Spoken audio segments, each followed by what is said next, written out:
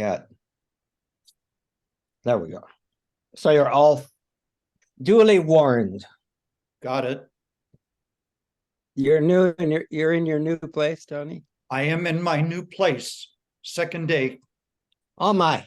That's the ringing of Holy Family Church right next door. Wow. How are you settling in?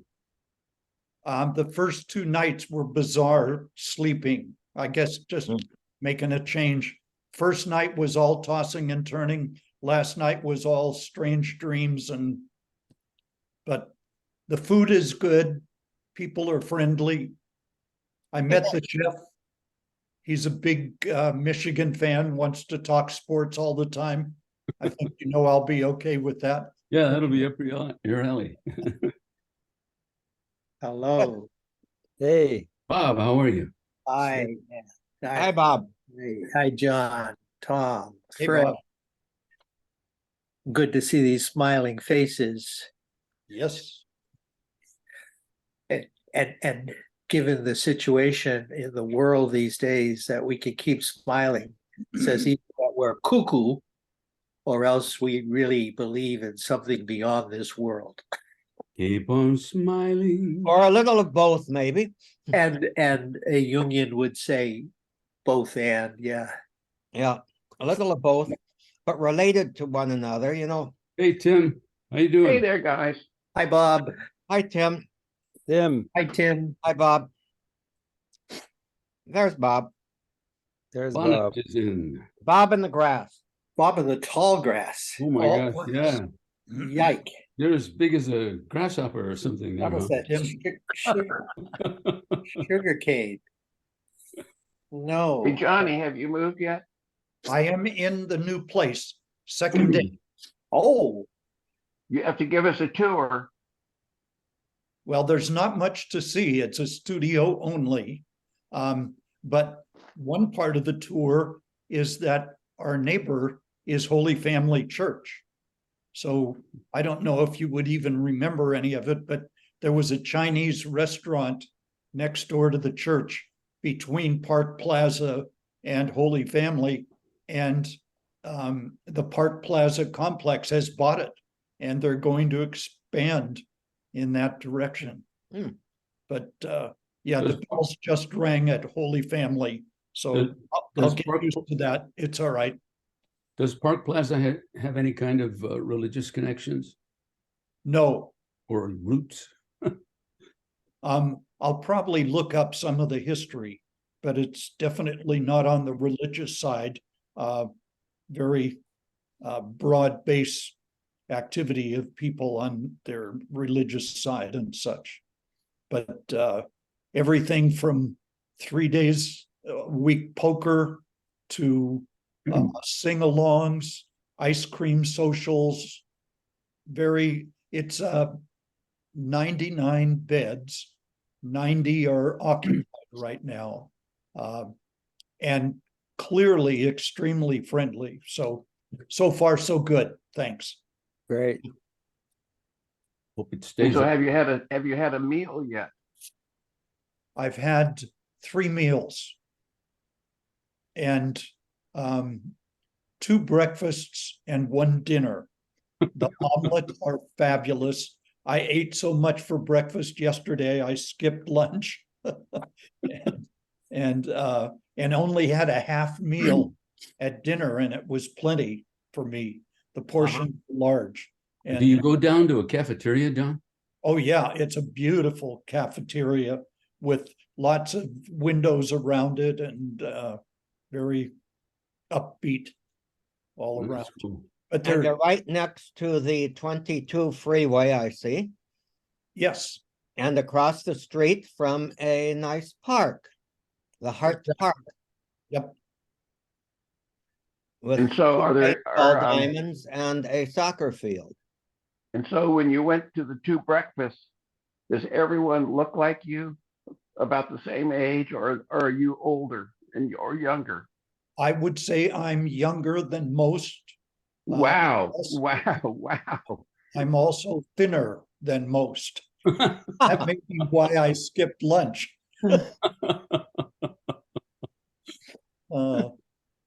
But I'll be getting settled in.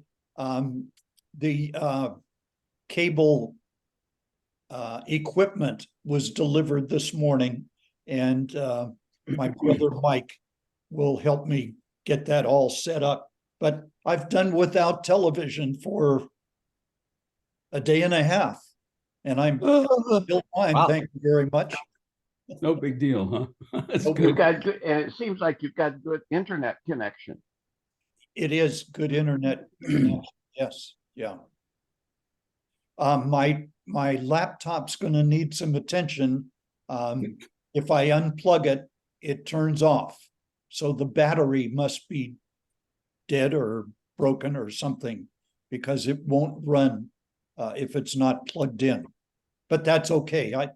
I live in a small place and I'll stay close. Great to have everything being done for you, huh? Food and Oh, it's amazing. Yeah. And you know, Ned, hey Ned, it's like having a wife. yeah. like having 6 wives. I would say a whole bunch of wives. Yeah, but- Abraham. Yeah. But I'll tell you both my sister Gail, my daughter Krista, and my brother Mike have all remarked at how friendly the help is, number one. And number two, when we find out how long they've worked here, it says a lot for the place, because they're anywhere from 14 to 22 years. Wow. Wow. Wow. That says a lot about a place, you know. Are they, Sure are they, does. are they immigrants, John? Any? Some, aquí se habla español muy Ah, bien, qué bueno. Mm.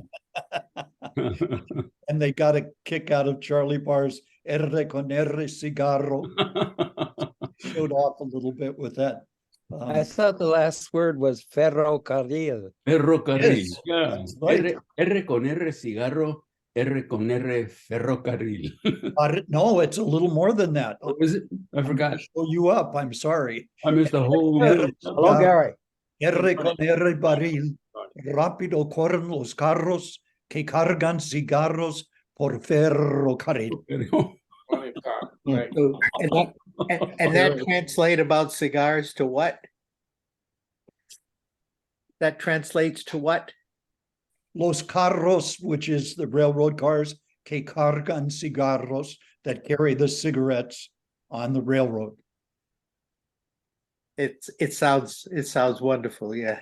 It was cool. He came up I with all like- kinds of stuff. I see you, you see me, I have a place to go. Remember that one? Yes, that was in driver's ed. Yeah. Yeah. I still think of that on the freeways. Yep. What a guy. Hey, Frank, Gary. Hi. Good morning, good morning. Gary, thanks. I hear, sounds like I'll a deep, be sounds leaving like a little after 11 this morning, so. And I have Sounds to like- leave about 11 to go take care of some post office and bank work. All right. Well, then let's And I get back. just sent everybody a Google satellite view of the place where Johnny is, the Park Plaza. Oh, thank you, Tom. Thank you. Hey, when are you due for a raise, Tom? I you know, to be honest, just last week, I thought this is the pit, so I doubled my salary. Ah, Excellent. you're a good boss. You're a good Yeah. boss. Oh, yeah. Tom, We- you wrote some, We are So in quite a heat wave right now. I don't know if Yeah, you are. And the We heat got- wave for you guys creates fog and overcast here. Although the sun has now come out, but a little earlier it was very, well, there still is fog out over Torrance Beach. Darla and I were at our son's on Tuesday. And in the evening, there's this beautiful marine layer that goes, out throughout the ocean. You feel like you're in a plane, looking down to the clouds. Here in Where the, where does he live, Ned? Palos Verdes. Oh, his house is not one of those that's slipping into the sea, is it? No, no, no. Thank goodness. He's on the other side, Palos Verdes Estates. It's a high rent area. He found a fixer-upper, big fixer-upper. And they've been there, I don't know, 12 years, 14 years. And little by tiny little, because everything's so expensive. Actually, those houses, Tim, are not falling into the sea. They're falling into a ravine in the land. Oh, is that right? Okay. Yeah, Okay. that's a whole new thing about the heat and the land and what it's doing to, I mean, it's almost science fiction to think about what that could do in cities. Did you see the piece in the New York Times about what's happening in Chicago? Exactly that. headline. The land under Chicago is literally moving. It was a very dramatic piece because it took us underground, a couple of stories to a huge facility where machinery moving that keeps the air and other critical items necessary for survival. That kind of machinery can't move, and yet the ground under it is moving, as in not good. Am I wrong, Bob? I remember reading a book many years ago about the World's Fair and how a whole bunch of marshes were filled in for that purpose. Is that You're talking about Chicago? Yeah. Chicago? yeah? That, and Ned, that was the case in San Francisco.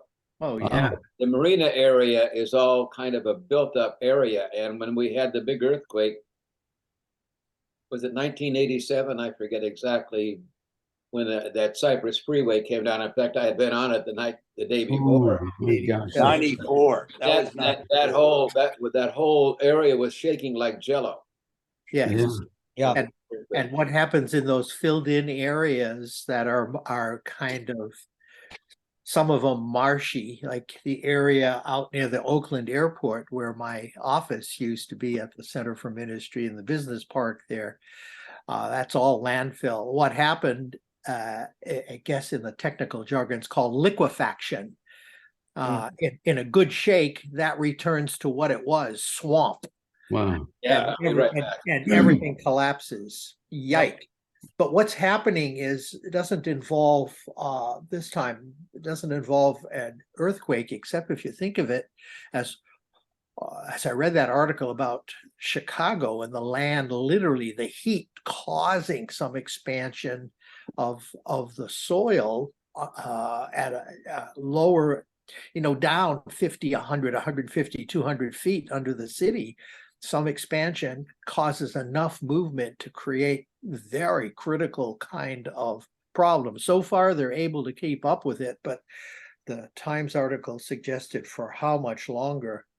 Or as Tom would say, based on his, I can't decide whether it's science fiction or he is prophetic. He may be a combination of the two. maybe pathetically Often is. prophetic. But that in fact we're all heading toward the fireball event in a slow march.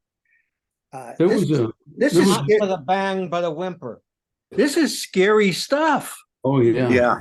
As you said in your email. This is I don't know about you guys. I'm not yet waking up in the middle of the night and all the sweat and everything else, but I know as an observer of my dreams that my dreams are certainly reacting to stress, anxiety in me. And as I look at the themes, they have to do with what's happening in my environment, personal and social and larger. So something is going on, and Bob is getting scared. There was a Scared story in NPR several days ago about Get up here. Antarctica. Yeah. And they said, you know, for years and years, they've been expecting the glaciers and the ice to begin to melt, and everything has looked great until some scientist made, I don't know, whatever kinds of calculations and testings needed to be done. And he said, no, it's happening very much, but it's happening from the bottom. And the ice is melting from the bottom, and you can't see it, so you don't worry, but it's very worrisome. It got to be 70 degrees in the coldest place on Earth some time ago. Yeah. So it's, Right. yeah. Right. All It's- these people who deny this stuff, it's kind of weird. I'm thinking back when I first arrived in California, Berkeley in 1970, 71 in the fall. I used to be fascinated to walk across the Cal campus. I had a connection with the university, was required to be enrolled in the university as well as the Graduate Theological Union because of the interdisciplinary nature of my doctoral work. And there used to be a guy, I mean, it's like a New Yorker cartoon. There was a guy standing in one spot, not saying anything, just holding up a sign. You know what the sign read? The end is Doom. near. Doom, yeah. The end is near. And these days I kind of wonder, whatever happened to that guy? He should be walking. And it ties into a fantasy that I have every now and then about of making a sign like that, putting on my alb, pulling the cowl up over my head and walking down the main avenue here in Kensington, holding up that sign, and on the bottom of it saying, "Walk with me," and just walking down the street. The equivalent of that related to what's happening out there in the broader culture, that it's like I'm blind. We're blind to it, and the society as a whole. I had said a few weeks ago, maybe last week, about, you know what happened? Remember that bridge that caught fire? A vehicle exploded under it outside of Philadelphia. And folks on the East Coast are particularly familiar with it. And they predicted it would take over a year, maybe up to 2 years to reconstruct it. Well, 2 weeks later, it was done because they decided it was important. What if the same sort of thing could possibly happen? What if we could raise consciousness enough in whatever way with regard to the heating of the planet, to one of the absolute critical problems, and we could bring attention to it, the same kind of focus. The bridge got to be built, and it's got to be built in 2 weeks. Well, 2 weeks. I mean, if we could do it in 2 years or 5 years, but the same kind of urgency at any rate.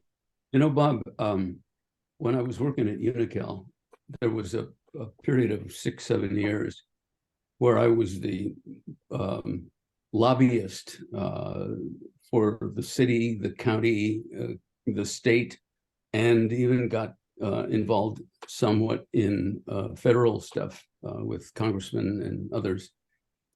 And there is so much money that is countering any kind of change to the status quo, that and it's very, very effective.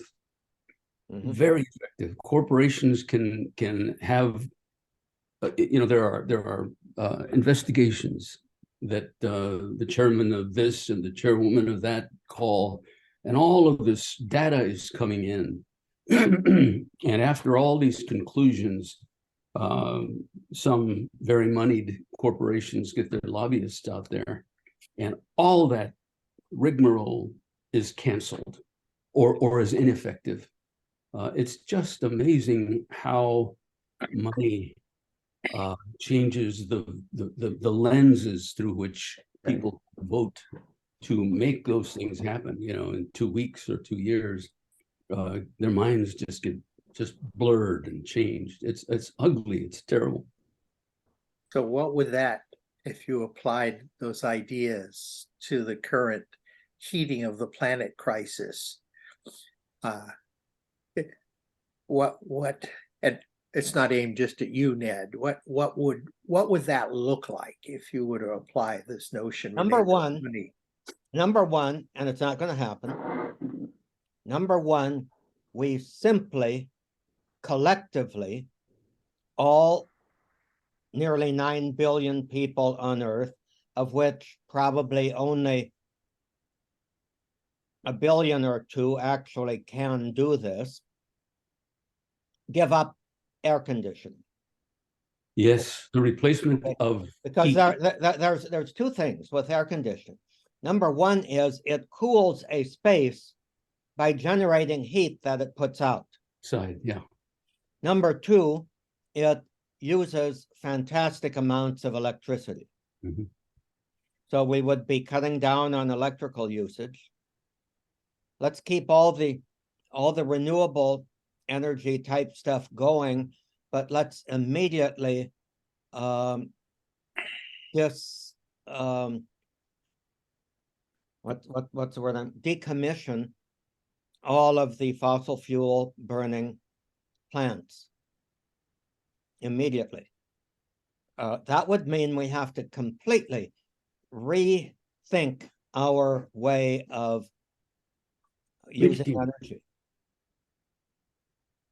I don't know if any of you saw the meme that was circulating around ultra conservative circles, but it showed an almost endless line of coal cars on the railroad, and the caption was, "This fuels your electric vehicle."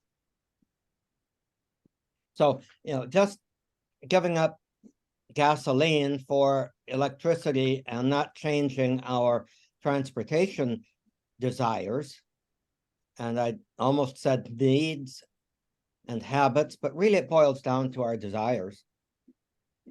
But it's maybe more than desire. For the last 2 weeks, the temperature in Phoenix, Arizona has reached 110 degrees every day. Yep. Yeah. 110 degrees, even quote, dry heat. Yeah. That's very true. I have a friend who lives there. And the only way that we're going to reverse that, or hope to begin to reverse that, is actually giving up air conditioning as part of the solution. And paint everything white with the new reflective white paint that has been developed for dealing with. Well, and using ventilation effective and insulation effective building materials. Back in my former parish in Claremont, there's a group called what's it called? Uncommon Good. And they built their headquarters basically using cast off materials, particularly simply dirt. Build a frame and then put dirt over it.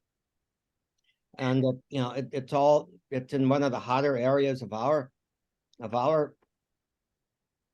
region, but it has no air conditioning and it stays cool most of the summer because of the effectiveness of the insulation. All that kind of thing. What I'm going to conclude my screed with, and then I'll shut up. But I have often felt that our approach to climate change is like the alcoholic who is living with advanced cirrhosis of the liver, and the solution is to change from scotch to vodka because vodka doesn't smell as bad on its breath. That's an absolutely fascinating image. Yeah. And it's and metaphor. Pessimistic. I'll be very honest. The more I think of this, the more I'm pessimistic. I'm still hopeful, but hope is not that God is going to rescue us from this as individuals that we will each, and our children and grandchildren, of which I don't have any, but most of you do, you know, they're going to have to really bear the brunt of it. Chances are we're all going to die naturally. Right. But the things that your grandchildren are facing are going to face, I think, are we may be grateful that we won't be around for. Or as I said in my little piece, maybe it's God's design that we can be of some help bringing about God's designs from the other world. Right. You know, as I read that yesterday, Tom, I went, how might we, this group is fascinating. How might we translate some of these ideas into action or behavioral change? Last week we spoke about Substack, and I was thinking, what if one or two of us were to begin a Substack sharing and a call for action, kind of, to the you know, the group is sort of the Reformed Christian Catholic community, but to the, maybe we don't even identify it, quote, as religious while remaining, quote, religious, and put it out there and just see. We go, I'm a fly fisherman, and I'm never quite sure what's out there, although I poke along the shore sometime, see what I can stir up and try to match it with what. But so sometimes you just gotta fish. Sometimes nothing happens, and then sometimes it's amazing what happens. In the same way, we you know, I had those thoughts and wondered, I wonder what the rest of these guys. This is a hell of a powerful group. Yeah. The thoughts, the ideas, the possibilities, and so many of these wonderful ideas remain high, Norm. Hello, Norm. It's happening, Norm. I'll stop this rant as Yeah. say hello to The end Norm. of the world. Oops. Norm is going crazy. Yeah. Can you hear us, He's on a Norm? loop. He's on a loop. Can you hear us, Yeah, Norm? You're on a loop going bananas. He should just go on his phone again the way he did last week. That was very effective. There you go. I think he heard. Yeah, I tried to get in on another machine, but I just couldn't get in. I kept trying and trying. Hey, Norman, take some of the royalties from your book and buy yourself a better laptop. Come on. Oh, my laptop works fine. Well, have you tried the suggestions in the articles that I sent? No, I didn't see them. Have you found a 12-year-old grand nephew of yours that might be able to actually take those articles and do it on your computer? Yes, I Good. can do that. I can do that. Yeah. And so you guys have been talking about climate change. And so here's a book I just finished reading. And It's a novel, isn't it? it's a novel. She's a And writer. it takes place in the 1930s during the Dust Bowl. And I was aware from my first wife's family, who were Okies, who migrated to Long Beach, LA area during the 30s, about how devastating the Dust Bowl was in Missouri, Oklahoma, Texas, those areas. This is Kansas. a book about a family that literally is driven out of West Texas by the Dust Bowl, and they go then to the Bakersfield area because it was where they had understood you had all these farms and a good life and all of that.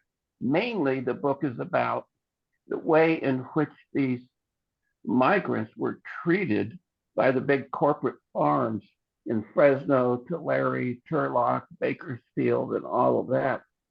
And it's just a sad commentary on how California, both as a state and how the powerful farming interests in California really enslaved these people. You know, you were not paid cash for your work. You were not paid cash. You were giving credit at the company store, and and the prices were jacked up in the company store. And if you had an illness, the hospitals in the valley would not treat you. The churches, most of the churches rejected you. Schools would not let these Okies, and everyone was called an Okie, whether or not you're from Oklahoma or Texas. But it was a climate-induced migration, and the estimates that UC Berkeley has put in is as many as 350,000 people migrated to California from Missouri, Oklahoma, and Texas during this 9 years of a complete drought. And what broke it was in 1939, the rains came back. So from 31 or so to 39, no rain. And then in 39, the rains came back. But that simultaneously was when the FDR started this massive arms buildup that really benefited Southern California. You know, with the Long Beach Naval Shipyard, San Diego Shipyard, in Burbank, a lot of aircraft manufacturing. Long Beach had McDouglas. And so it was a combination of rain and then getting ready for war that kind of stabilized things. But it was just a dreadful, sad commentary on how California at that time treated these migrants. And so as a political scientist, I'm just amazed by the transformation that occurred in California from the pre-war years to the current time, where if you think of what the word progressive means, how progressive California has become in its social service programs and all of that. And then one last thing, when I was in graduate school, one of the guys who was working on his doctorate with me, his wife was a close ally of Cesar Chavez. Have you ever heard of Cesar Chavez? United Farm Workers. Yeah. And they were mainly focused then, and this was in the late 60s, on the Bracero program. You know, the Bracero program, which would bring Mexicans in for 6 months to pick the crops. And so I'm just wondering, I do not know, I'm just wondering, what are the conditions in the corporate farms of the Central Valley for migrant workers now? I mean, I hope that they're a lot better. They have to be better. They have to be better. And I was wondering, Gary, if you had any insight into that, because weren't you guys landowners? My dad was a rancher actually out in the desert, Willow Springs area. It's beyond Palmdale and Lancaster. We had a 1,200 acre farm. You know, it was crop farming, and we did have bracero. So we had. Well, in those days, those people would go back to Mexico, you know, after the harvest, and they would be in Mexico for a number of months. My father used to always get Christmas cards from them, and then they would come back up, and they had, you know, they had housing, but it wasn't fancy or anything. Because my father lived in the same kind of housing that they did. He would. During the harvest, there would be weeks when I would not see him because he would leave it before I got up and come home after I went to bed, or he'd stay down on the ranch. I went with him a couple of times, and I remember every evening he'd be going to somebody's house, you know, and eat with them. But and I always thought that, I know George Bush, I didn't like him much, but I think he wanted to bring back the Bracero program, I believe, when he was president. The younger George Bush. W. I'm sorry, W. But yeah, but I don't know now. I just remember when Cesar Chavez was organizing. I mean, I have other relatives. They have big ranches in the valley, and they, of course, would grill me because I was in the seminary, and they were, and the priests and a lot of priests and bishops were marching or supporting Cesar Chavez. Mhm. I Yeah, remember playing golf at the Bakersfield Country Club with my uncle and a cousin of mine, and this guy named John Guimara, the Guimara Vineyards, I think, big grape growers. Huge. Yeah. He was playing at some other group, and they were talking about, oh, that's the Guimara group over there, or the other, whatever the hole was. And I said, they play like for $100 a hole, And I said, and here he's complaining about some poor little Mexican people who want to get more than just a plate of beans, So, but I don't know. yeah. I think I thought that there is the UFW now. It is an organized farm worker movement, but I don't know the relationship there. It's just And here in this area, the vineyards here they do employ seasonal workers. I know. do they? Yeah. Okay. When they're for the vineyards. And some Well, year round. It's interesting, the political social transformation of California, in that 70 or 80 years, from how do you go from being a state dominated by big corporate farming interests, as well as probably other big corporate interests, to a state that, at least from the East Coast where I'm living, looks like it's got more social programs than you can shake a stick at. And so I'm not that familiar with California politics over the last 50, 60 years, but it's kind of a fascinating transformation from, being ultra anti-labor, anti-social services, to probably having as many social services as Massachusetts might have, or New York or something. I'm just a commentary that you're talking about climate and the effect of that drought during the 30s that it had on America was just startling. So that's my comment on climate. Yeah. Gary, excuse me, I have a little curiosity.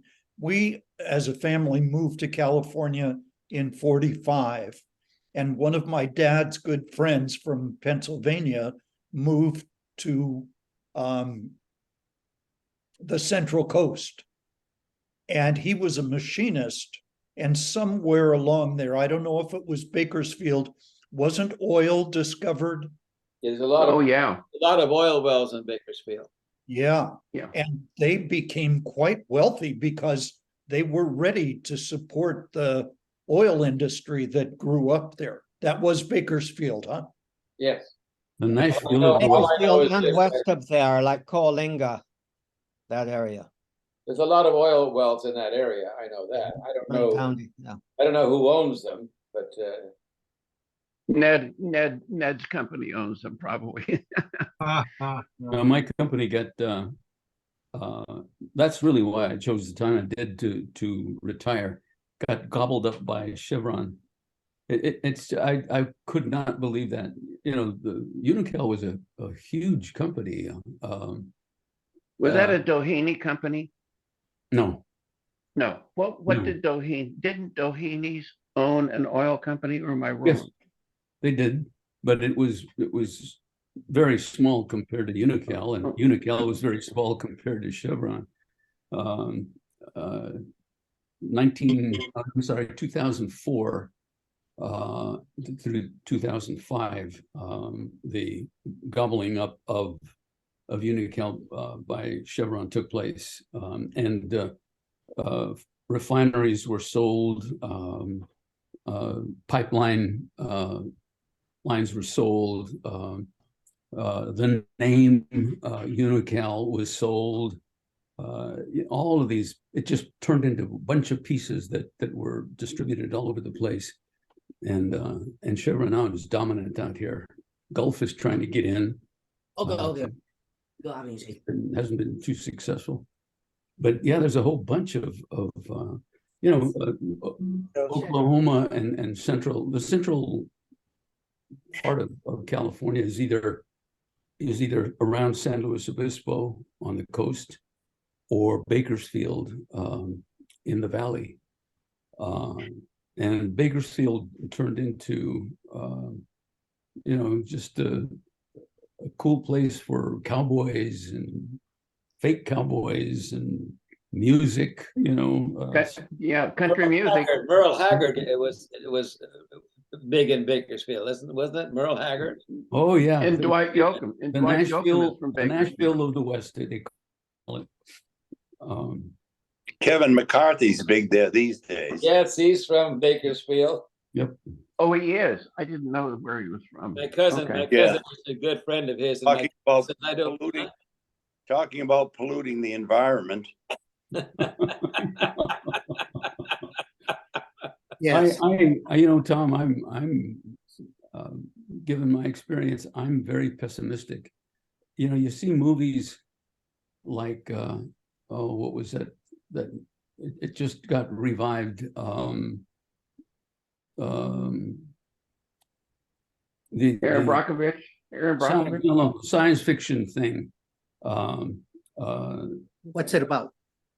Well, we got these huge guys that inhabit this planet, and some humans transfer their beings from their own bodies into these huge green creatures and tried to mix with them in this planet because the corporate interests on Earth are trying to take over all of the resources that are in this planet. And it's just a metaphor to, for all the stuff that's out here. I can't understand why I can't remember this thing. Yeah, matey. All right. Well, Oh, come on. It just, the sequel for it is now playing.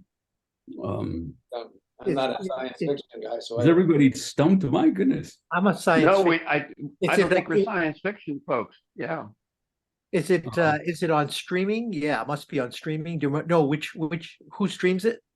Sometimes that's a clue as to what it is. Yeah, I'm trying to remember. That's okay. Which is You where. Don't worry, man. You don't But think about anyway, the reason I bring it up is you see these people exploiting this planet, and it is clearly morally reprehensible what they're doing. Absolutely, unequivocally reprehensible. They're killing the environment. They're killing the creatures that live there. These big, magnificent, huge, green. They ride on these dragons that have wings. Don't you? Avatar. Talking about Avatar. There you go. There you go. water. Yeah. Okay. And I remembered my time at Not UNICEF. Harry Potter, Gary. No, not Harry Potter. yeah. Avatar. And it just renewed some of the anger and frustration and temptations to not despair, obviously, but depression because of how much money owns our society and makes decisions for us, even if we're sitting out there protesting with, signs and testimony and it's just. Well, and you know what I fear is that is the whole thing that is driving our quest to explore outer space. Yeah. Elon Musk personifies that, but it's not just scientific knowledge that I personally can very much identify with.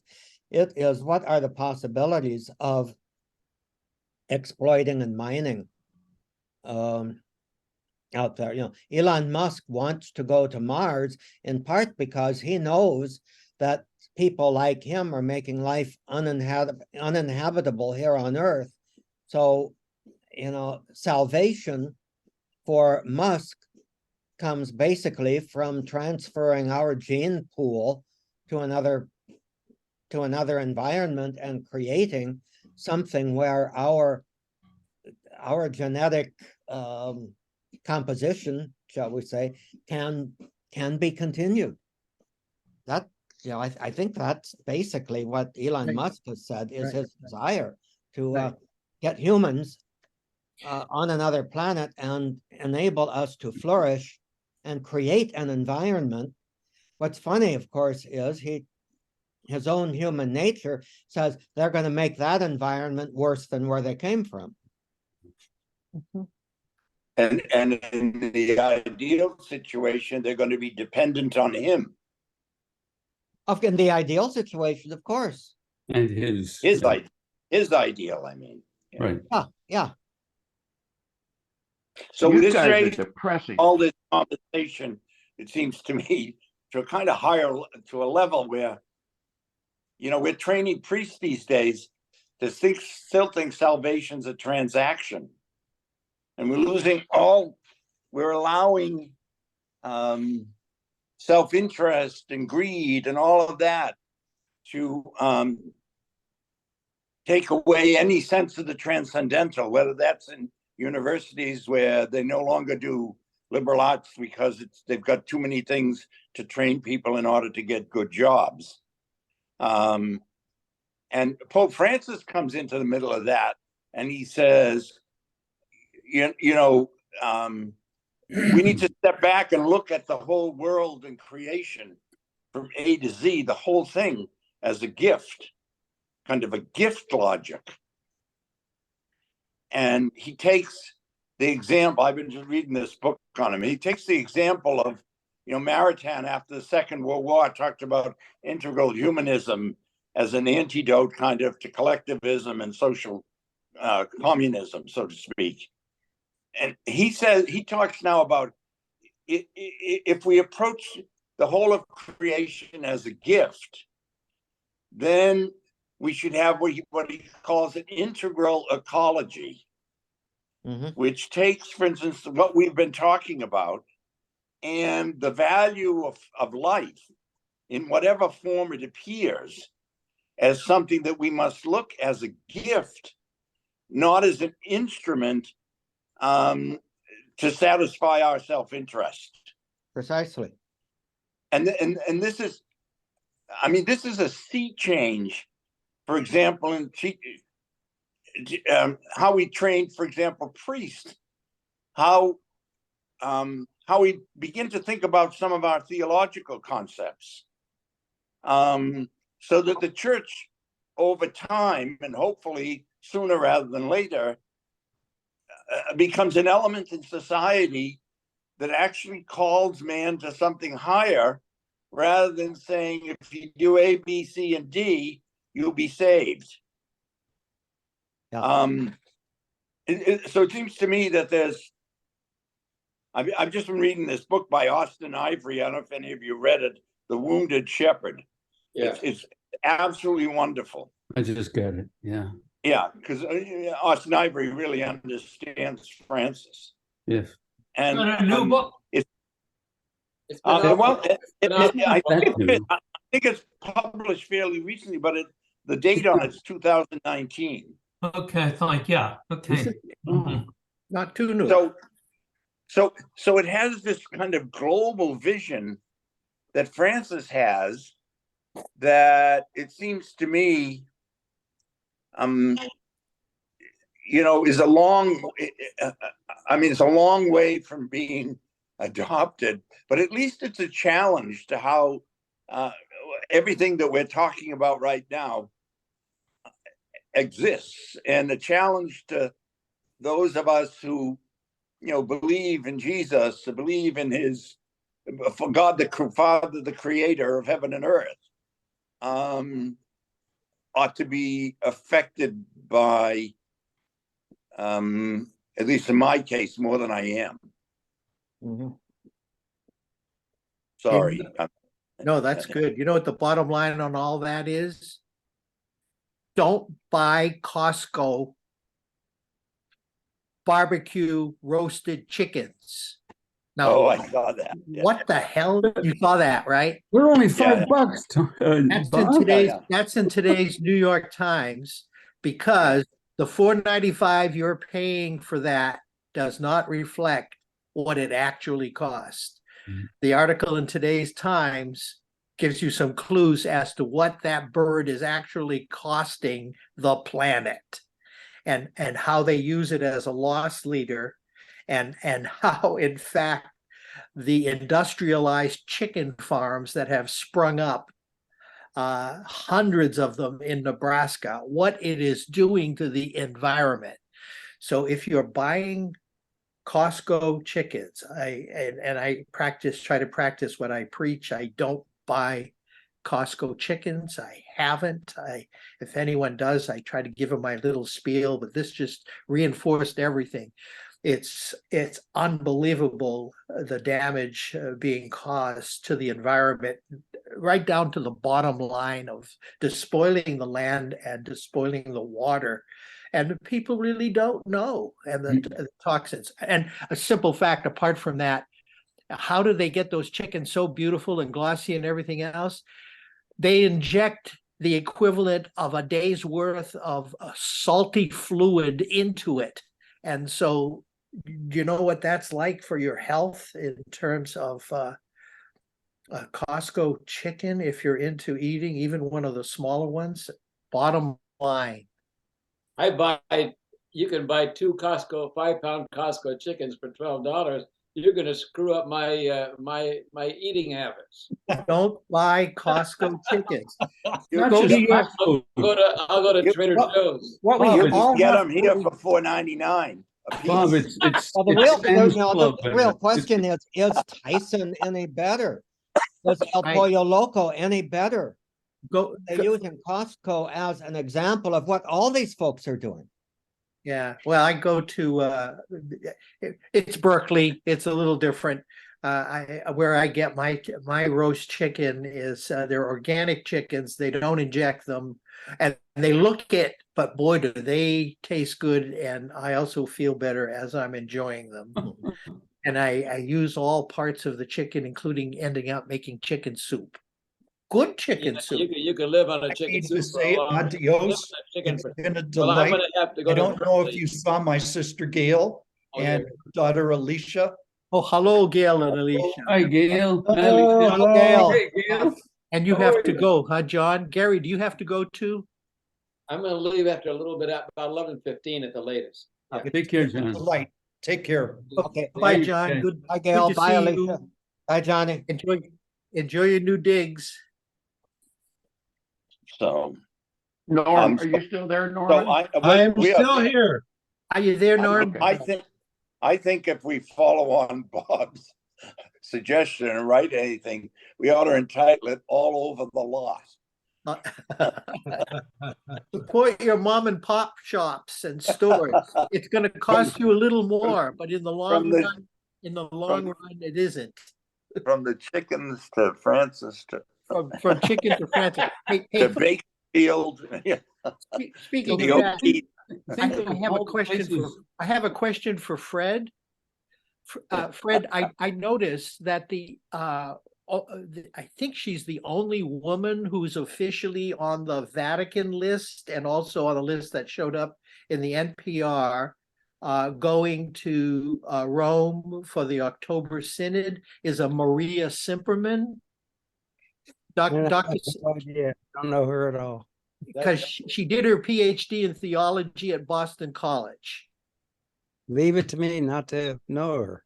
Isn't that interesting? And she did it, maybe 10 years ago, 15 years ago. She's a prof in the theology department at CTU Chicago. Right.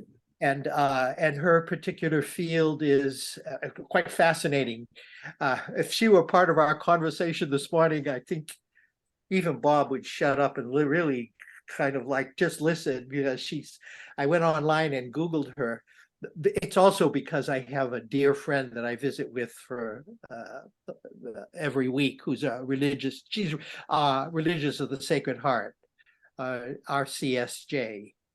Well, but Bob Bono, you're in the weeds. So what are you up to these days? We've not heard from you. Well, I'm riffling through my 55-year collection of stuff. All kinds of paper, all kinds of things that have been in boxes down in my nephew's home here. And so I'm sorting through each one of them and figuring out, throw it away or put it someplace that it can have some value for somebody else. So that's primarily what I do. I also, have several weekends that I'm away for the Unbound program. This coming week, I'm going to be up at Chautauqua. I've driven through there, but I've never been there for what their activities are. But another priest of Youngstown invited me to come up so as they can have two priests together at the same time. So I'm getting myself ready for that. What is Chautauqua? It's a United Methodist piece of property that is, my understanding is, it's rather large. A lot of people have their own homes there. Let me pull something out of what I have put together here. It'll take me a minute to find it, where I put it. Here we go. So they have all kinds of intellectual people that come and give talks. They have dramas, they have theater presentations. This gives you a sense. They do it from June into, I think, through August. It might go into September, but let's see if you can see this. No, you turn your background off, Bob. You're erasing yourself. With the background on, it only concentrates on your face and your body. You can't show something else. We can't. Okay, let me let's see. And so is this Chautauqua somewhere in Ohio or It's in New York. New York. Oh. Yeah, I'm trying to figure out how I can stop that. Don't the Clintons live in Chautauqua? They spend a good bit of time there. I think they live there. They have a home there, rather. Some people have homes there. Yes, they can have a home. I don't know how to kill this thing where I have all that stuff. Background effects. I also think that's where Salman Rushdie was stabbed last year when he was doing a presentation. Yeah, I think so too. Okay, yeah, that's what it's about. Anyhow, it has a lot of intellectual people. It has a lot of theater people and artists of different types and that sort of thing. And they have clergy that provides, spiritual or religious events and presentations and discussions. I've never been up there for all of that. I just drove through it once. What you're showing us, try holding it under your face. Under my face. Yeah. I couldn't figure out how to stop that whole thing. Yeah. Okay, there you see it. Yeah. See, once your face so this is disappears, what everything. you're seeing is a cross is a week, is a distinct week. And they have the whole schedule for 3 or 4 months on this one piece of paper. And then on the other side, you get a lot of images of what they have that's going on there, theater and music and dancing and all kinds of stuff like that. So I've never been there for the whole thing. Calendar for Chautauqua, New York. This is a calendar for Chautauqua. That's correct. Just Google it. You will see it's amazing, and its history is fascinating. It's in the Methodist camp tradition, like that marvelous little village on Martha's Vineyard, Frank, that was originally a Methodist camp, and now those units sell for over $1 million a piece. They're decorated like gingerbread houses, but it's in the Methodist summer camp tradition, except it goes on at Chautauqua, I think, year round. They don't have official programs in the winter, if I remember correctly, but they do have folks who are there in residence, of course, and they maintain the place. But their big time is like late spring into the fall. So do you know what the program is you're going to be, or what the conference presentation or focus is that you're going for, Bob? No, no, it's just that this fellow priest from my diocese, he's been up there. He's retired now and he's a presenter at one of the art museums in Cleveland. Somehow he got in there, and so he's up there practically every year for 2 weeks. Oh, I'll be all up right. there for one. Yeah, I it's very I just sent their link to everybody. pretty country. Well, Well, does the Catholic Church have these types of summer camps? I'm not familiar with them in where I live. I know the Episcopalians and the Baptists have got tons of them here in the Carolinas. Where whole families can go and be in a cabin and have both sporting events for kids and swimming pools and fishing and religious stuff. But I'm not familiar with Catholic Church doing anything in the Carolinas. How about out where you guys live? Are there such things? But here, No, too bad, too Specifically bad. Like that. Don't know of any here in Northern California area. Oh, Gary might, but we have our Not Congress Congress. every year. Religious That's a- Education Congress has a Yeah. lot of good speakers and stuff. yeah, that's a little different Yes, I know. yeah. from these residential camp kind of Pro- facilities. Protestants do some creative, Yeah. very good family-focused activities, I think. Yeah, at least my experience down here is. I agree. They do less protesting and they do more ecumenism. I guess. Hey, Norman, what have you been up to? I've been up to, well, Father Randy, the pastor, his cousin died suddenly, and so he was gone all week. So I was running the parish for the week. Now, do you get a pay raise for that? Oh, sure. Yeah, right. He doesn't pay me anything. Just room and board. I have my retirement from the diocese, so I'm in fine shape. That YouTube video that someone, Tom, did you send that YouTube video out or did Norm send that out? And when he was pushing his book? Norm sent something out recently. Yeah. Yesterday, So my wife wanted to know, is that a recent video or is that something that you did when you published the book? That was something I did when I published the book. I don't know who put it out. Oh. Somebody was pushing it out. I didn't do it, but somebody puts it out. You didn't send it to us? No, Wow, Who did? I don't know. publisher, this particular group. let's It could have been dig Eric. it out here. Probably Union 76 sent it out. It's got a picture or several pictures of Shayla and Yeah. and you, and it's really It was really well done. evoked very a lot well of done. memories. And so the question is this, that when I watched it and Sandra watched it, because we both read your book, is it kind of leaves off, in my thinking, a really important component of your book. And that is her struggle with cancer and her death, and then your continuing relationship with the family. Did you Yes. deliberately not include that, or was it? No, that was edited before out? that. That was published before that.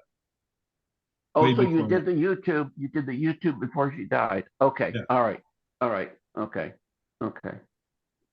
I was curious about that. Me too. It was a great book, though. I enjoyed it.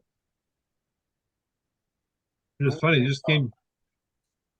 See you, Gary. Goodbye, Gary. And I won't see you next week, I don't think. I'm gonna go fly fishing for 3 days in Shasta.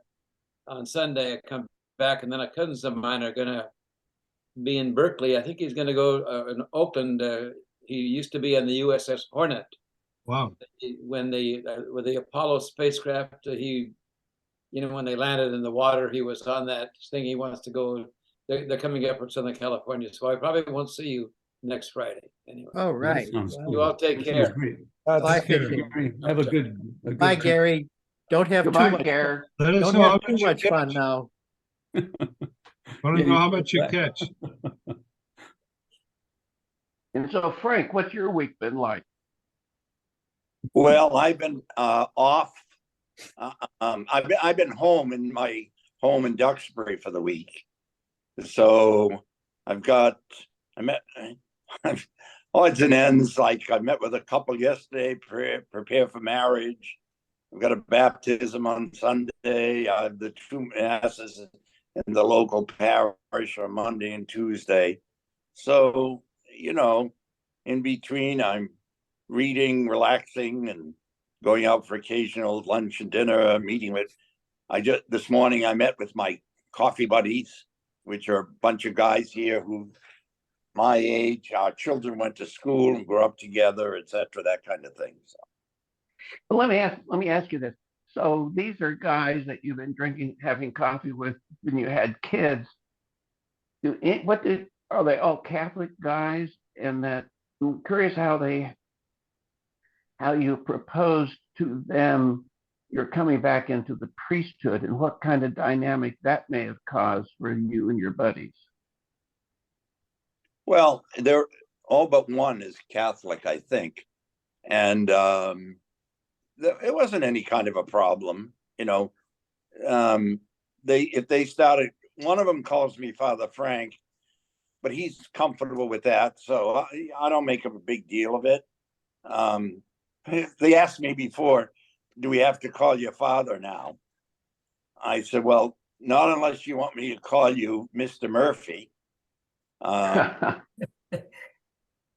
that took care of that. But no, they, it's, I do their funerals, I baptize their grandchildren, that kind of thing. But I still go and I'm just Frank having coffee with them. And, I add things because we get into some serious discussions at times. So, I give kind of a Pope Francis perspective or something like that in the conversation without being preachy or getting onto a little box like I do here on occasion. Frank, don't we all? Frank, are you back at your home right now? Yeah. Yeah. So I'm on my I thought phone. that didn't look like your room that you had been. No, yeah. With the institutional light on the top. Yeah, no. Yeah. And so how does it feel to be back home? Well, I come home every week for a day or two. Oh, okay. So I kept, when I was in the parish, I'd come home on Sunday night, stay Monday night, Tuesday night, and go back during the day on Tuesday. Essentially, I do the same thing. But I don't have to, I can do it anytime I want. I don't have to be back for Wednesday morning mass or whatever type of thing. But you do have to let them know that you're going. So you do have to let them know that you're going so they don't check your room to see if your dead body is in it. Yeah, you sign out in meals, so they can tell by the sign out on meals whether you're there. In fact, sometimes I've not come back when I'm supposed to, and I get a call from the nurse at night to see whether I'm back. So, so anyway, they keep tabs on you without being obnoxious, but some guys, really need more care, for example, than I do. And Fred, what do you find is the best benefit and experience there, Frank? I think Cardinal Cushing, when he founded it almost 60 years ago, said he wanted to find a spiritual community. I think he was right. And I never say mass alone. So when I was here, I always felt bad because some mornings I couldn't get it together to get up and schlep out to mass or whatever. And the chapel is right there. Just go down the elevator and it's there. And also the fact that you've got a group of people with a vast array of experiences, including a substantial number who spent 25, 30, 40 years in Latin America. And titles, the need to impress, boasting about their achievements. All of that stuff seems to have gone by the board. That's cool. And it's just a kind of there's a certain element of different kinds of communities, a liturgical community. There's a touch of monasticism in it, though it's not a monastic community. I think when people get old anyway, they have a little desire for contemplation more than they might have had when they were younger, unless that was your calling. And I mean, I went through a period when I was coming back that said, well, maybe I should go in a monastery, until I realized, who the hell's going to take me in a monastery at 72? They take, I'll be in the infirmary for most of my life in the monastery.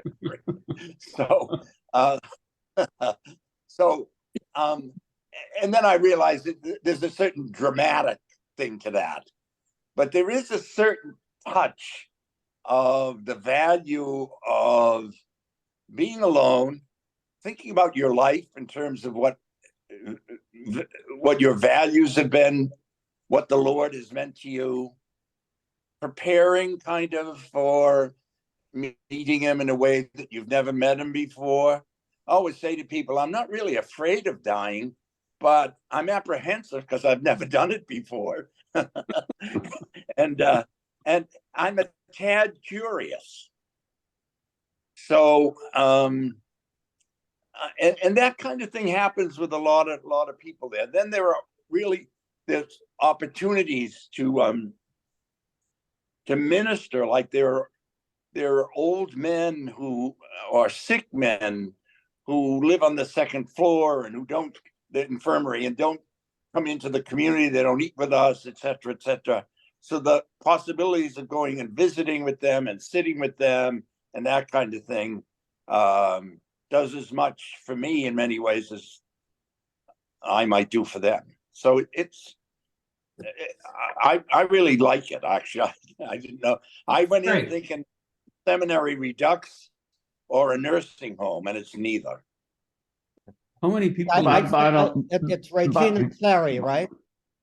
Yeah, CLERI. I send out the link to the website to everybody. Yeah, some people. How many guys Given we're in Boston, I get letters from Regina, CLEARY. How many people are there?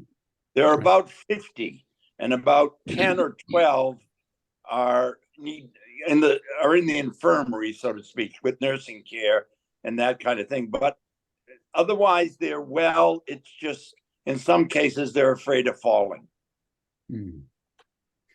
Like there's a 95-year-old man there who's spent 40 years in Latin America, and he's absolute gem. I go to visit him all the time. Because in Latin America,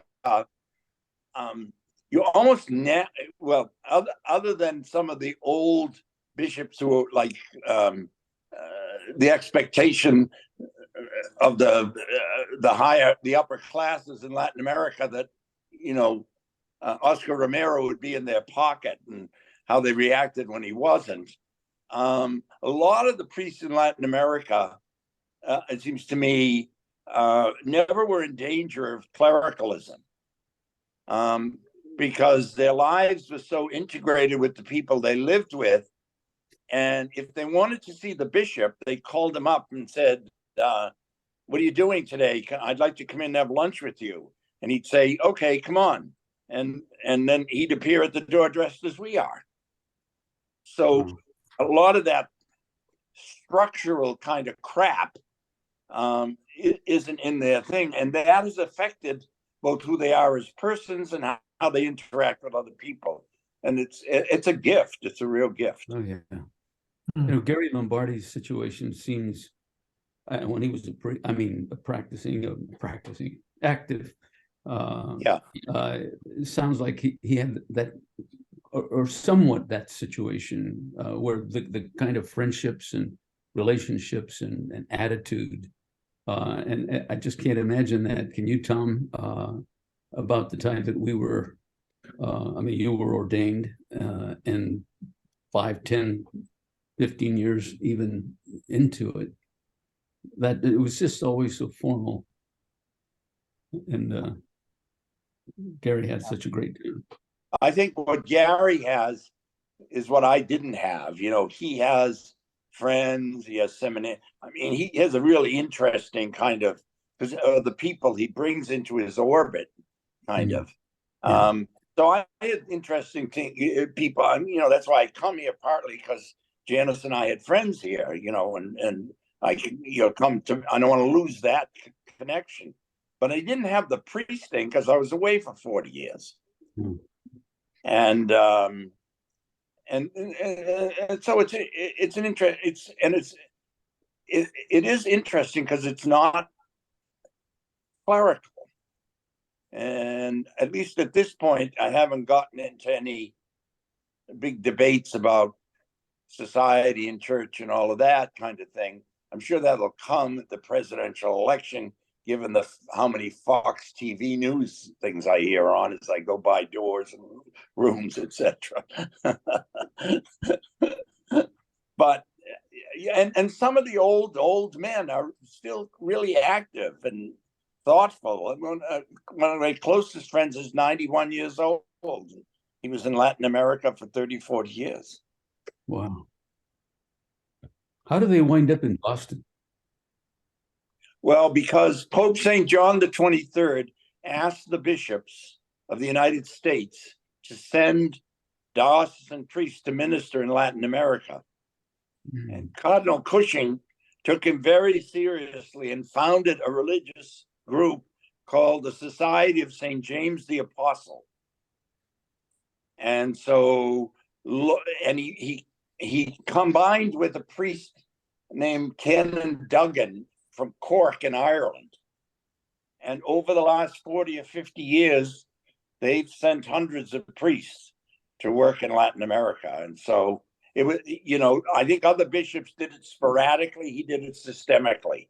And, you know, he was known as kind of a common man, kind of, you know, interesting guy around town and all that kind of thing. But what he wasn't really fully appreciated was he was a visionary. He was a great visionary.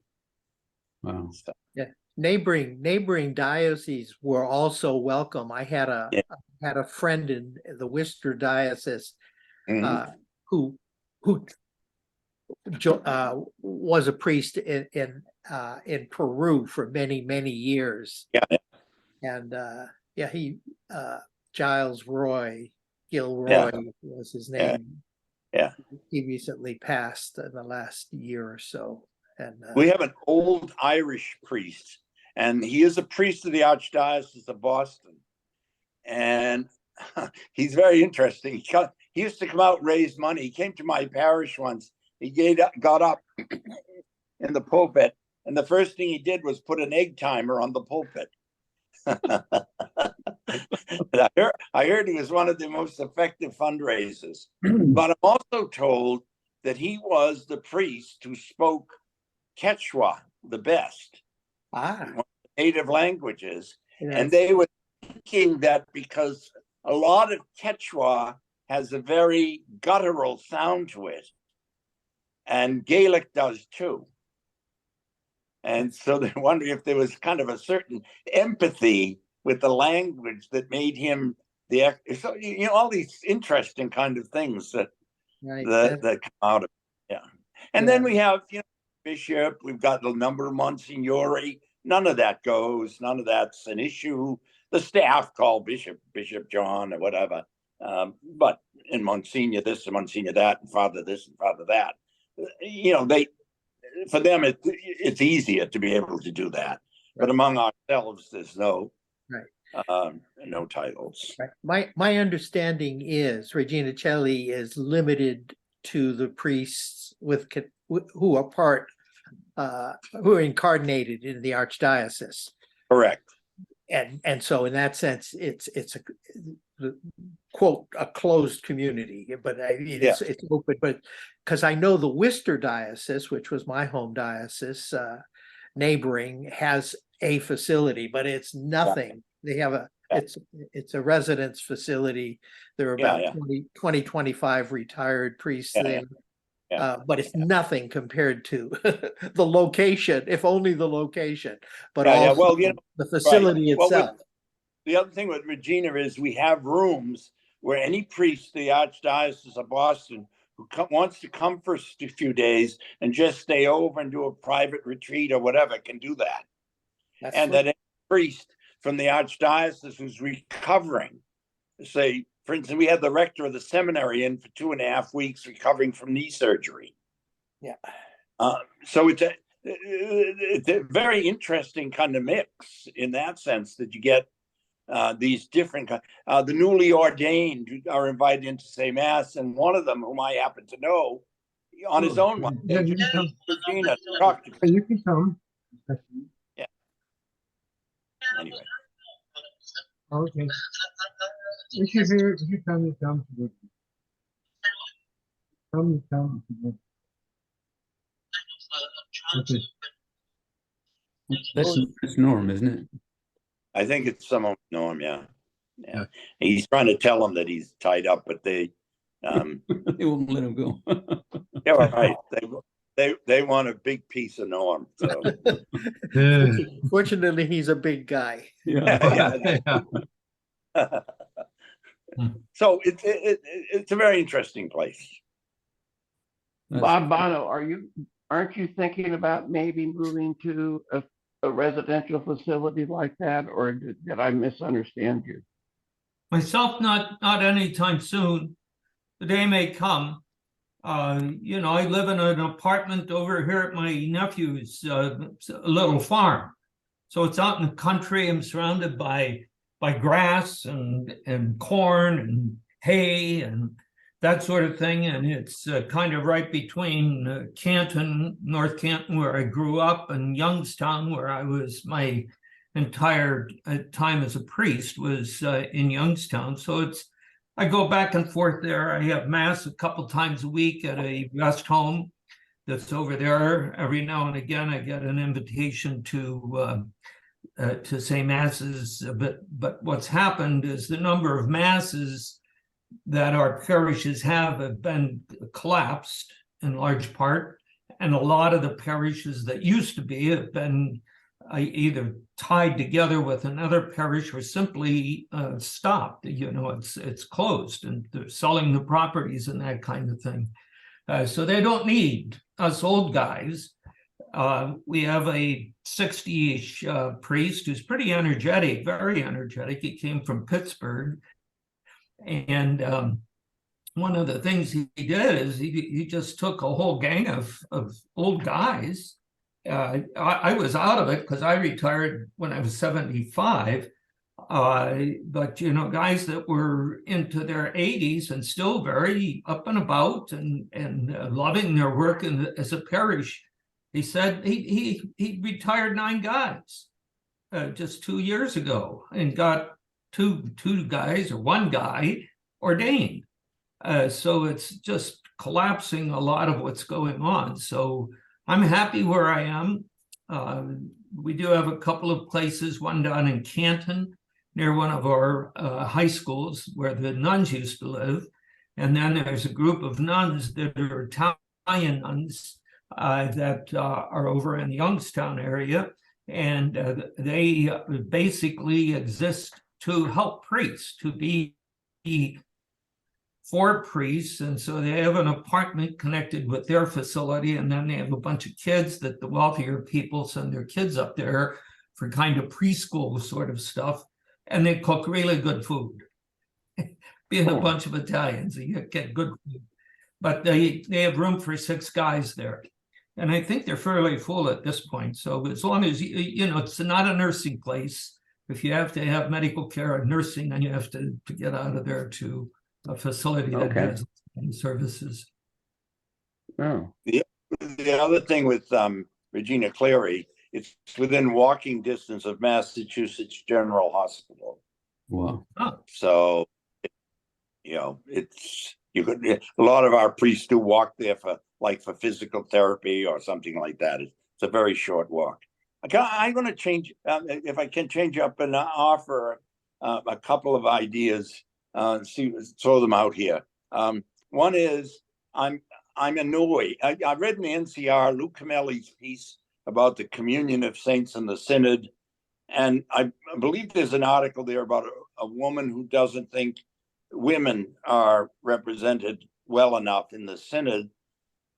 Then I read the list of those people who were invited, and not one person is identified as an active parish priest. Oh my God.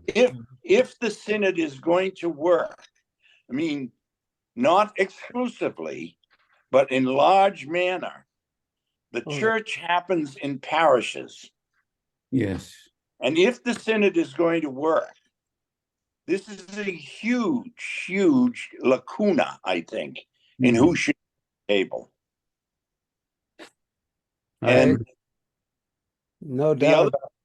the other point is that we have a newly ordained who, it just so happens he went to St. South Boston, where I go periodically. And last Saturday night, he and I were alone at dinner.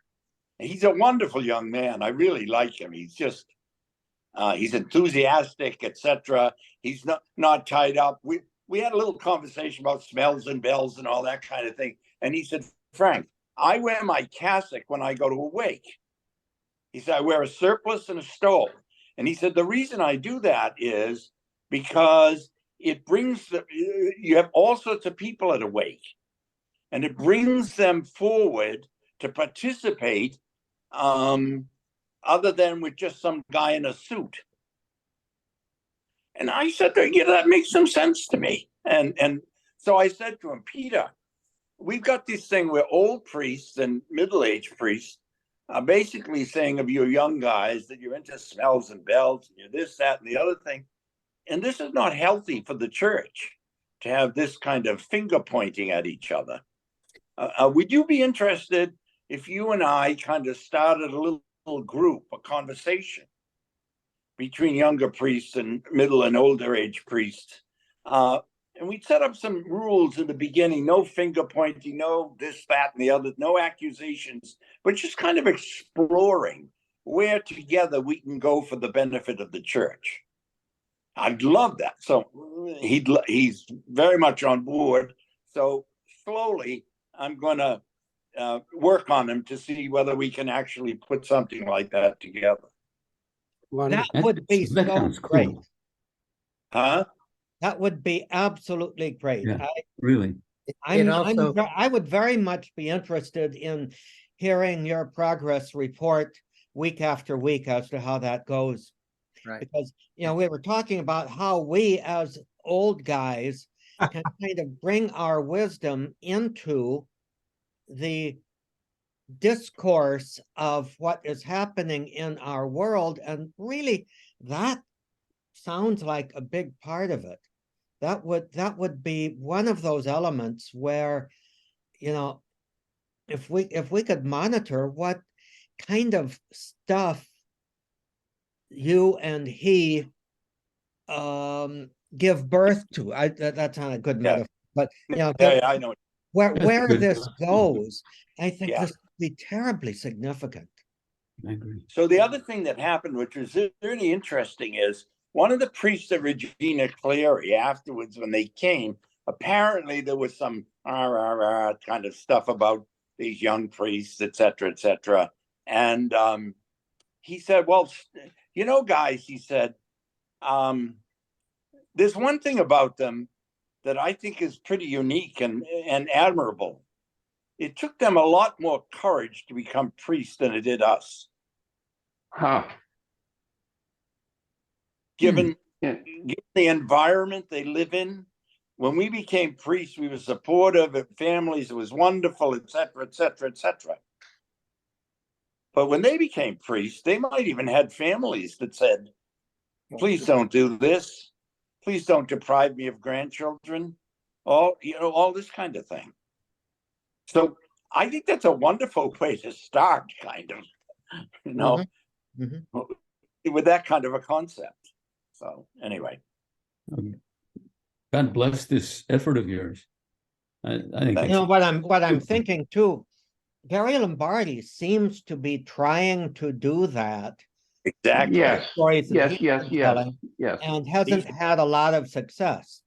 I kind of wonder if one of the reasons is that both sides in Gary's discussions, he's not here to defend himself.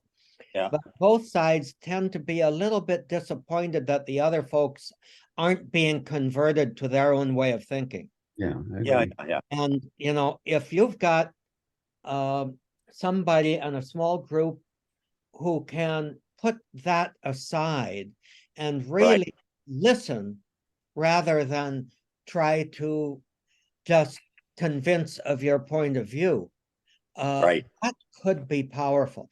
I think too that's basically the idea of the synod. You know, Yep. any expectations for any change in church policy to come from the synod, I think are false expectations.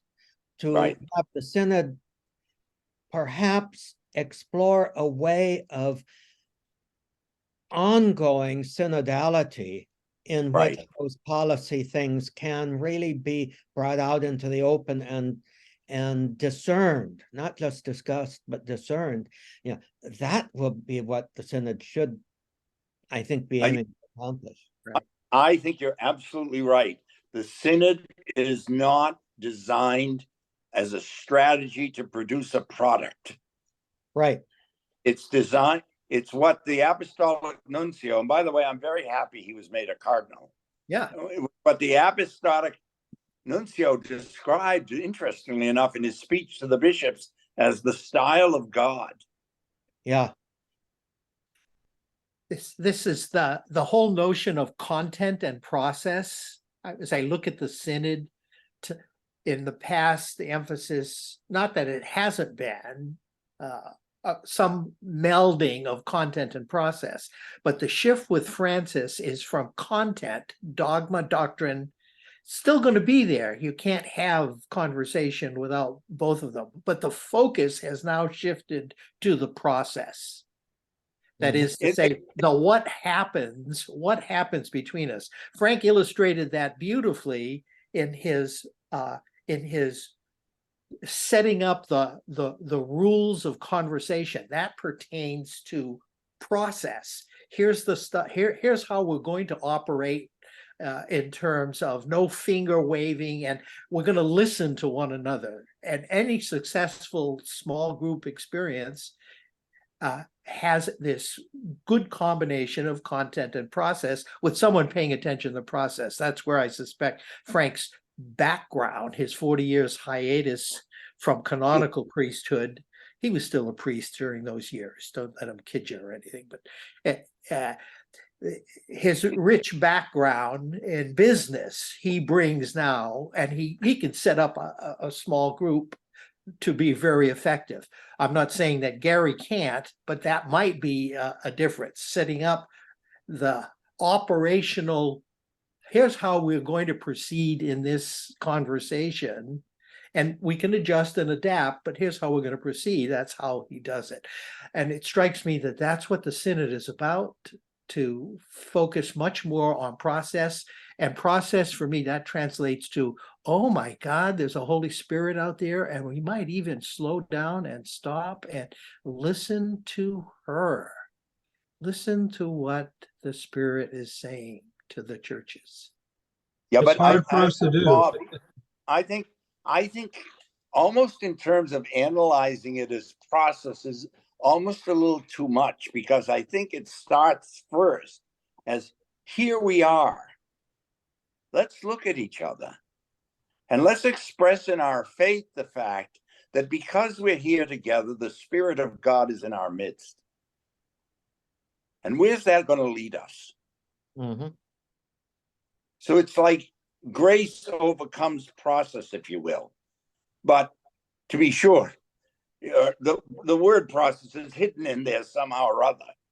But I think the approach has to be the quasi-liturgical thing that I see from when Francis talks about it, that our starting point is not that we're going to sit down and listen to each other, But here we are gathered, and we're going to celebrate the fact that the Spirit of God's in our midst. Wow, What that is- sounds great. Yeah. Did your conversation with that? Go ahead, Norm. I'm sorry. You're on to Oh, it something. just sounds great that a lot of times we come in with our own agendas and don't allow the Spirit to work. When we are able to work together and allow the Spirit to be part of the process, great things happen. That's my experience. What was the Sounds like a surrender Bob, to the Spirit, and let the Spirit lead. Yes. Bob, you were going to say something, Bob Bonneau. Yeah, you had a sense of the young man and some of his practices. Did he explain, share with you any of his perceptions of you and your generation, of my generation, our generation, all of us old guys? Did he express anything of his insight? No, other than he told me that he'd gone to visit at Regina Cleary on his own. And secondly, he listened to what I had to say and responded with enthusiasm. I mean, I sprung it on him, kind of, if you will. And that in any communications I've had with him, I feel this kind of enthusiasm and acceptance and openness. And the question is, can we capitalize on that? Forgive me for using the word. Can we capitalize on that? And I think we probably can, given what little I know about him. Well, the theology of the Trinity, the Father utters the word, and through the life, death, and resurrection of Christ, he sends to us the Spirit of love. And the Spirit of love is not another word, but it has to do with listening. We have to listen to him, or what, I didn't mean to use a pronoun like that, but we have to listen to the Spirit, and also we have to follow the urgings of the Spirit in any given conversation or whatever we do. So but just to go back to something Frank said, I'm shocked that no parish priests were invited to the synod. I can't believe that. With all Well, the Fred, Pardon? what I'm saying is that from the list that I have seen, like in NCR, and there's a whole list of about 20 or 30 priests, none of them is identified as a parish priest. I see. Wow. You might want to take another look at the list. There are over 300 that was published over the weekend at the Vatican website. Yeah. And I think there are some parish priests listed in that one based on it's done in Vaticanese in terms of all the titles and all the titles and everything. Okay. And if you kind of look at it and read between the lines, there are Okay. some pretty straightforward ones. They may be religious, but as you know, there are a lot of religious in parishes. So, but I think there are some on that list. I agree with Fred. It's like I can't imagine that they aren't among them. I assume that there were, as I literally went through that list because I was particularly interested in looking to see who the women were. And I was delighted to see this professor at the University of Chicago, Maria Zimmerman, is listed at the very, very end with a list of about 15 what they call experts and facilitators, consultants, which is a kind of an interesting. I looked at the list too, and I did the same thing, and the only one I knew was Catherine Clifford from Toronto, who's she's been very involved in seminars at BC and all of that. She's written a great deal on Vatican II, and she's on the list. You did a lot with now I'm blanking on him, the Boston College guy. Rick Gallardi. Rick Gallardi, yeah. Yeah, she's done a lot of work with him Right. over many years. It seems Paul to me that, Lakeland, Fairfield, and Rick Gallardi and Catherine Clifford, yeah. yeah, would seem to me that probably most of the priests that are on there are priests that have some authority in their communities, Right. rather than a pastor, a regular diocesan priest that is a pastor in a parish. So Right. take Martin, the Jesuit that's James Jim Martin. Martin. I don't know that he's ever been a pastor. No. But he's a priest that I think is in touch with a lot of different people. That would be a very interesting thing to search. And I don't know who picks those guys out. I hope the USCCB didn't make those decisions. They made some. Yeah. Well, the nuncio, I'm There's sure a that cluster. with There's a respect to cluster. the US, the nuncio, and I would trust the nuncio's instinct with respect to the synod and the Eucharist. In fact, if you read what he wrote, what he said in his speech to the bishops in Orlando. Looking at the cast of characters who are invited, are most of them what might be called company men? Bureaucrats? It's hard. What did Well, you- it's hard to say. There's a lot of bureaucrats, but Francis has appointed a lot of people who aren't exactly company men. Mhm, And so a lot of them are there. right. But yes, by title, you might classify them that way, even if by personality, some of them wouldn't be viewed that way. Right. He even went to the length of inviting Cardinal Muller, Yeah, that's right. He is there. who's Another- opposed to Another interesting group are observers from the non-Catholic churches traditions. And right. there's quite a long list. Mhm. The parallels with Vatican II in terms of who was there are quite fascinating. Right. Right. I think if you look at the cardinals he's naming, he's just getting a whole range of people with this background and that background, but it's not, well, they are the archbishop of this city, this big city, and we've always had a cardinal there. He's not naming them there.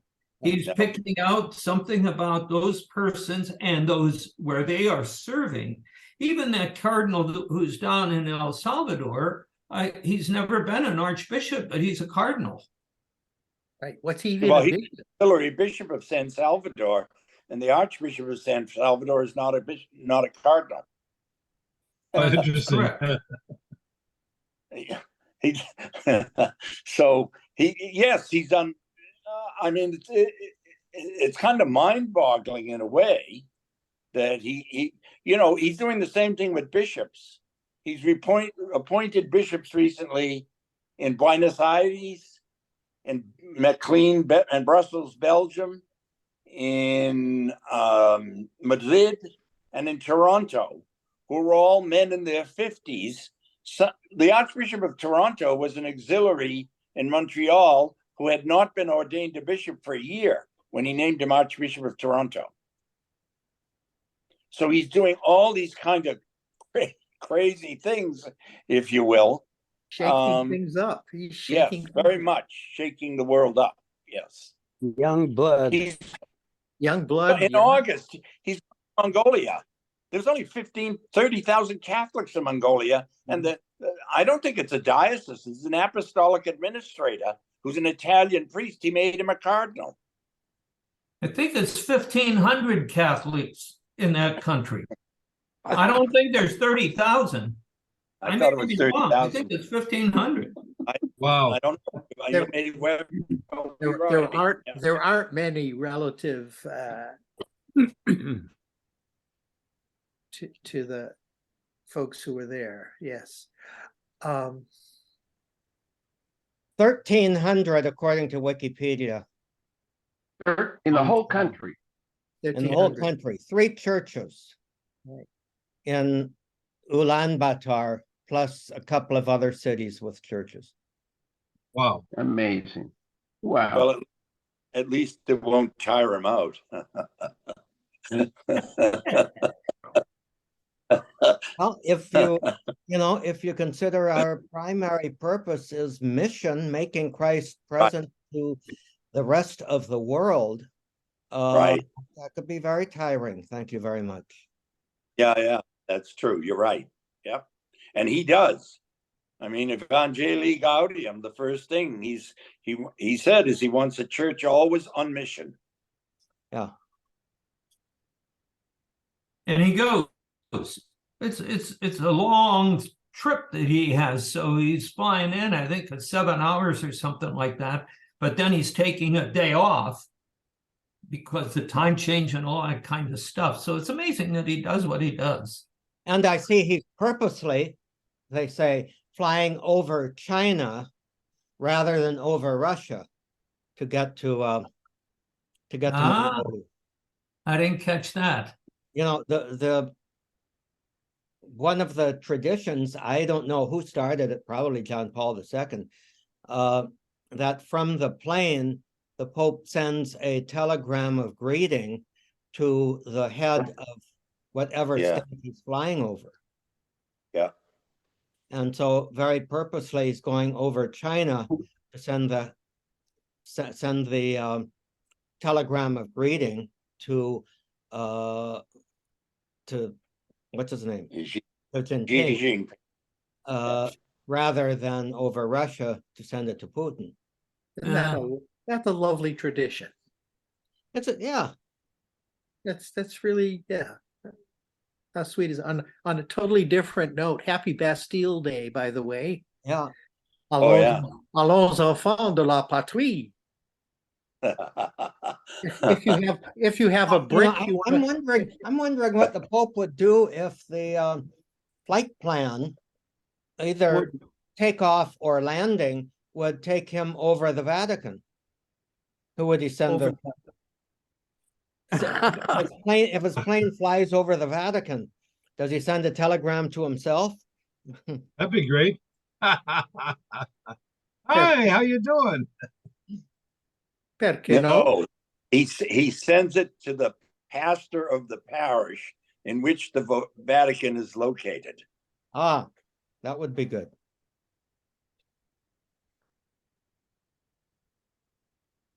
I was with some people recently and we were talking about him. It's very interesting because if you compare the documents, look at the footnotes in the documents of Benedict XVI and John Paul II, and you will find references to speeches they gave to national conferences of Catholic bishops. But if you look at Evangelii Gaudium, you will find multiple references to statements that were made by national conferences of Catholic bishops. Wow. Huh. Leave it to you to pick that up. Yeah. But he's certainly on his own path, and I love it. Yeah. And with this appointment, with this this forthcoming consistory, the cardinals, he will now have appointed the vast majority. I think it's around 70 or 80%, 85% of electors in the next papal election. Wow. And so think about the political implications of that. If you're a consistory watcher for the next pope, that he has positioned. I mean, there was a piece in the NCR again this past week about that, the political implications of setting up. Well, another bit of the strategy too is it sometimes is pointed out that these cardinals don't really know each other. And a large number of them being appointed to the synod gives them an opportunity to get to know each other in ways that otherwise would not be. So that could be also a part of the preparation for the next conclave. Sure, he has that in mind. there certainly has to be some way that that all of these new cardinals have some kind of forum where they can get to know each other better. You know, so it's almost like, shouldn't somebody in the Vatican or should set up some kind of a networking of regular Zoom visits? Sort of like we've got, where the cardinals can actually transcend some of the ideological, you know, Mhm. get guys of different ideological positions together, but have them get to know one another and you know, see where they're coming from. So yeah, it doesn't make a damn bit of difference whether we know where they're coming from. It makes a lot of difference that the cardinals know where one another's coming from. Right. That a lot of fruitful discussion in Vatican II happened at the coffee bars in St. Peter's. Right. If it didn't happen in the trattorias after hours. Well, yeah, a little of that too, but I think a few of the fruitful discussions happen at Villa Stritch too, I believe. yeah. Hey, Ned, have you had any contact with Betty Crook? Not really. Okay. We talked over the telephone, and she's now home from a long trip that she took with her brothers, motor trip. She said she's supposed to call me when she got back. I haven't heard from her, but I've heard from John Crook. We've spent a lot of time on the telephone, and we'll be spending time at a meal. And I've heard about from John. Susan and I had an appointment for lunch, and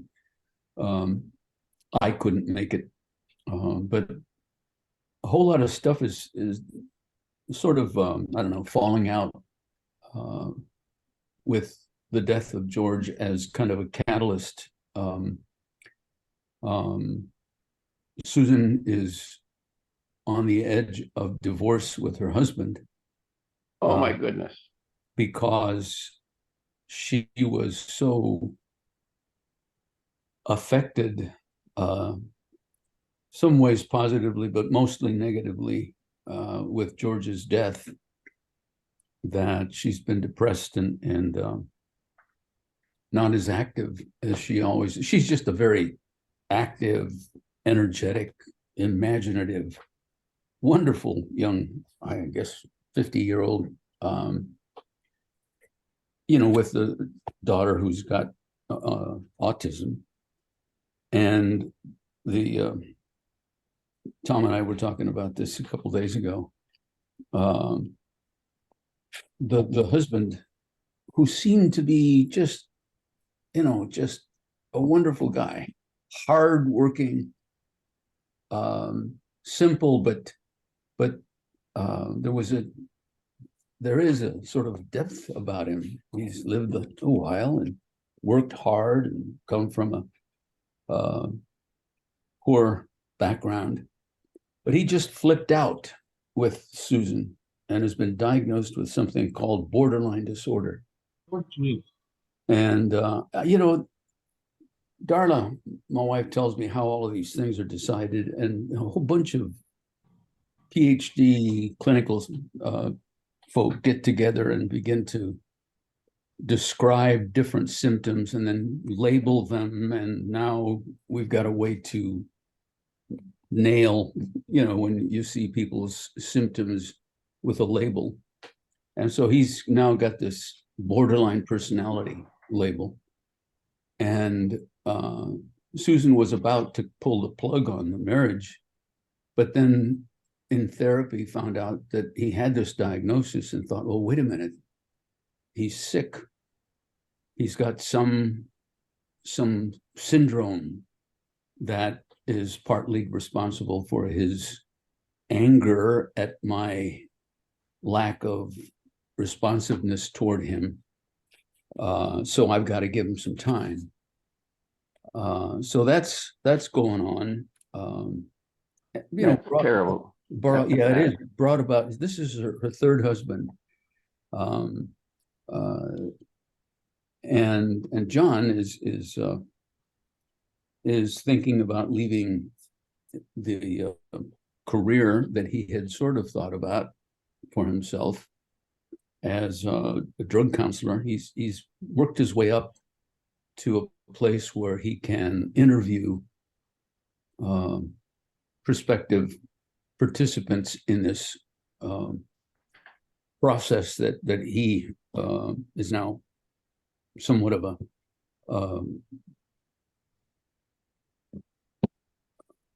leader, and he's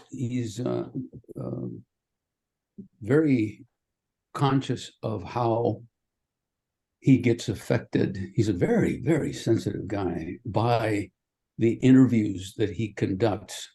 His job is to interview prospective therapies and assign them to various therapists. And he says, I sometimes I've got to leave and stay away for 2 or 3 days because I've heard a story that just hurts so much and confuses me so much. My emotions just get roiled. And so he's thinking, what else can I do that's not going to be so dramatically negative on my spirit? I was telling Tom that one of the people that he interviewed, 20-something woman, young lady, who told him, to make a long story short, that her father, when she was 7, 8, through time she was 10, 12, would inject her with, I think it was heroin. Oh, and, no. and then he would, for a long time, sexually abuse her. And he said, I was able to finish that interview and tell her that he would, or somebody would be in contact with her with respect to where she should find the appropriate therapist for her, in their opinion. And then he got up and was leaving the office. His boss said, "Where are you going?" He said, "I'm out of here." Why? And he told her, and she said, "Yeah, go. And if you can't come tomorrow, that's okay." So he's, and George's death has affected him to bring up lots of that kind of stuff in him. So he's trying to come up with something that might be a fit for him in the future. And there's Henry Tovmasian, George's adopted son, so to speak, very good lawyer, who was very close to George. Gosh, he venerated George. Carry his briefcase literally when they have some joint case that they were working on. So there's been a lot of ripples, but I haven't talked, bottom line question, I haven't talked with Betty in any meaningful way since the funeral. Is Susan the daughter? Is Susan, who is Susan and who is John? I'm sorry, I should have mentioned. Susan is George's daughter. Okay. She's a teacher, just this wonderful young lady, 4th grade teacher. And I've been to visit her toward the end of a class, and she brings me in, introduces me to her kids, and we talk a bit, and then the bell rings. And both times that I've been there for this purpose,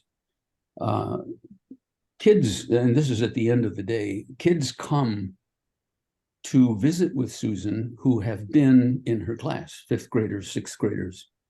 And at one point, one of the times that I was there, a couple of middle school children came to talk with her. They just love her. She just affected them so deeply. It's kind of a young lady that she is, witty, quick, loving, and now she's in these, you know, on her third husband, and that one doesn't look so good. It's a hard situation. I've been very affected by George's death. I had no idea that I would be affected so much. You know, this is a process. We're all going to go through it. We've talked a little bit about it here, and we talk about it occasionally. You know, the door is coming. Got to open it, go through it, process. Hopefully, we'll be in with a beatific vision, whatever that means. And here, I'm sometimes I feel so very alone in for some, I don't know, for thinking something through, for wondering what George is thinking, for having a fight with George, for whatever the hell. It was nothing for us to talk for hours in any given week. 2-3 times we'd talk, and one time we'd have a meal together, and all of that's gone. And again, knowing that this is a process and that each of us is going to be going through it, I didn't understand or realize or expect that it would affect me so much. Frank, what are you smiling about? Well, you said all of it's gone. One of the things I say at funerals, I think is forgotten, is that you know, our beloved, you know, when we gather, for example, when families gather, the beloved is kind of there when they talk about. Yeah, that's true. They create them. But the thing we really forget is the beloved takes memories of us to a place we want to go, we've never been. I mean, it's a two-way street. We always think about, well, we remember we remember George. Imagine what George is doing with what he's had in life right now. Yeah. Well, and you're very much a part of it, from what I can gather. And you know, I don't know, I've never met either of you, but you know, my take is that you're very much a part of that. And I think sometimes we fail to appreciate that. I'm sure A variation on that, Frank, is I remember my spiritual director, Bob Hale, used to say, when I'd talk about the grief and the grieving process and someone who had died, he said, now she prays for you, which is a variation on carrying the memory. Right. Now our dead pray for you. So, you know, two things, Ned. One, you're grieving, good for you, grieve well. Right. And during the grieving process, all bets are off with regard to feelings, and so all kinds of stuff happens, and this will continue. You're into heavy grief. You were that connected with him. So take good care of yourself. Yeah. I am, and Darla is too. And I'm thinking, gosh, if Darla goes first, now what am I going to do? You know, that's you could become a priest. Yeah. You know what I've been thinking? I've been thinking about the various levels of depth in each one of us. Some of us live on the surface. I mean, I know I have friends that I have lunch with, and you know, we talk about the Rams and the Dodgers and work and stuff like that. But we never get anywhere near third or fourth or fifth level conversations. And lately I've been not obsessed, but just really, really thoughtful about surrender. And I thought that I had surrendered a whole lot of myself to the Lord. And I find that maybe I haven't begun to surrender to the Lord and the reality that He has given me, the gifts. I love this little bit of a conversation that you guys had about seeing life as a gift, and my experience is that when I get into prayer, that I can get into thanksgiving. Thank you for, thank you for, thank you for. That just immediately takes you out of yourself and focuses you on all these gifts, all these wonderful things, even the suffering, the losses.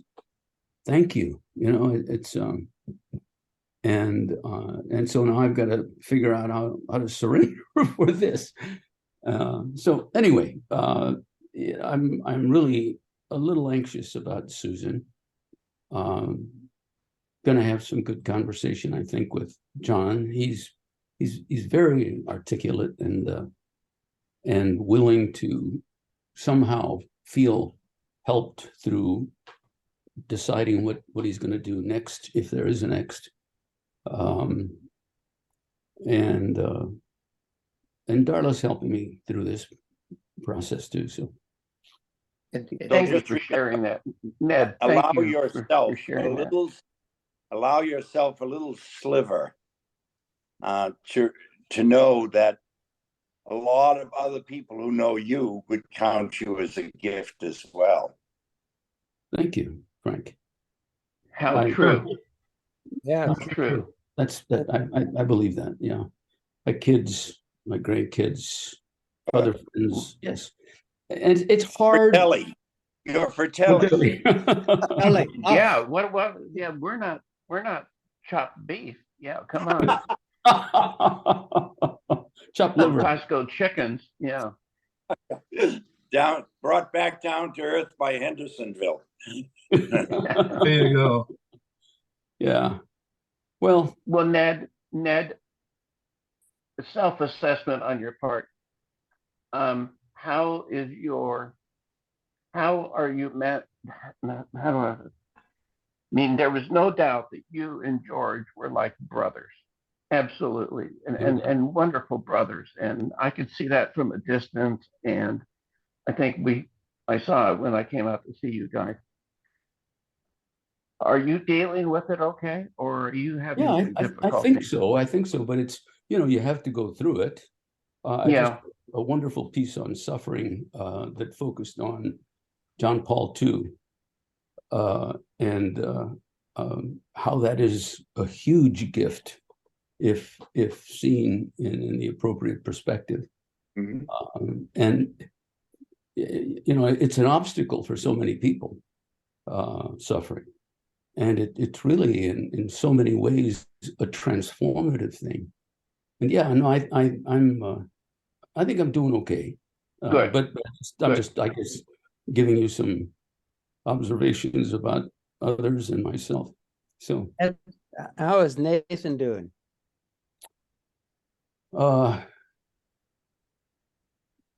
Who is Nathan? Nathan's my grandson, our oldest Oh. grandson. I don't know. He's We've got to run, guys. see you, Bob. Okay. bye, Bob. God bless. Bye, Bob. Boy, he was gone. Boom. Nathan is my grandson, 17 years old, the son of our medical doctor son, who has had lots of traumatic experiences as a doctor because he thought that doctors were healers and not moneymakers, and thought that they were problem solvers and not problem makers, and were not just mired in this secular values world, but were generous people, and has been slapped around by it. Sounds like you. So that's affected his children and his wife.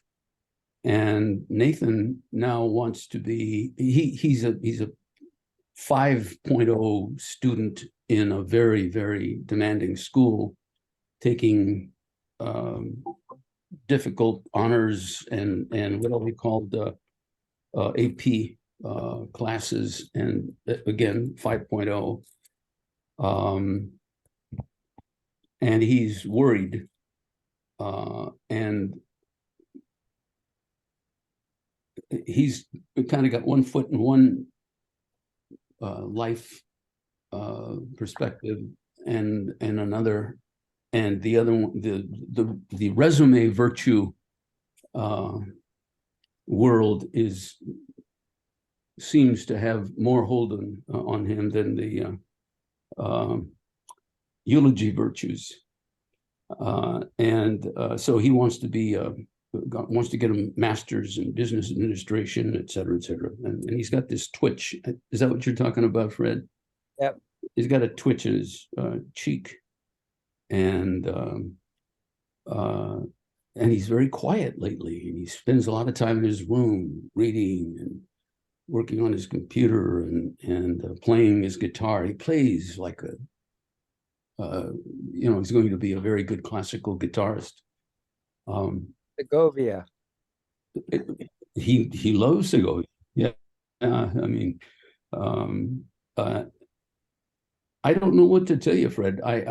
He recently on Tuesday called up and told me that he was learning to cook and sent me a couple of videos of some of the stuff that he's cooked. And why don't you come over, Grandpa, you and Grandma, and I'll cook you guys a filet mignon dinner, which he did, and was just delicious.